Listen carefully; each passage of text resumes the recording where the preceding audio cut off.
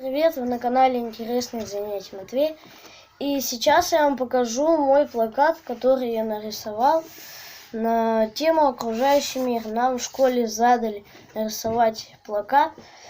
И мы с мамой потрудились и нарисовали вот такой вот большой плакат. То есть мама мне купила лист, кисточки и краски, гуашь. А я нарисовал вот такой вот красивый плакат. Над ним я трудился 1,5 часа. Как вы видите, здесь разные знаки, чего нельзя делать в лесу. И давайте я вам сейчас их подробнее объясню.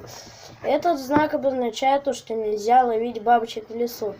Этот нельзя убивать полезных животных. А этот нельзя ломать муравейники.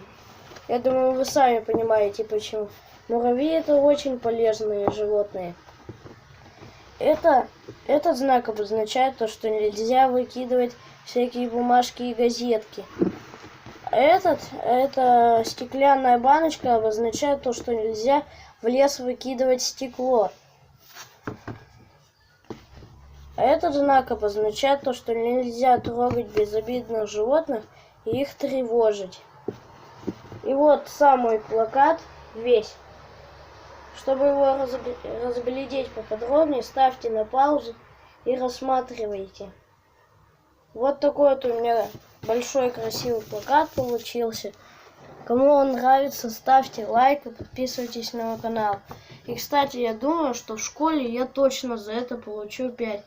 Потому что я над ним очень-очень трудился и старался. Вот такой вот у меня плакат. Кому нравится, ставьте лайк, как я уже говорил. И подписывайтесь на мой канал. И на этом все. Всем пока-пока.